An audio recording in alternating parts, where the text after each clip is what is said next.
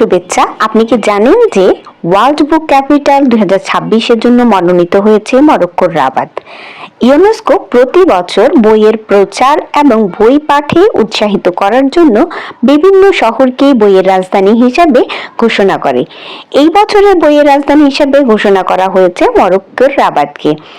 এই ঘোষণাটা প্রত্যেক বছরই চলে আসছে এবং প্রথম ঘোষণা করা হয় 2001 সালে স্পেনের মাদ্রিদকে। বর্তমান বইয়ের রাজধানী কিন্তু ব্রাজিলের রিও ডি জেনেইরো।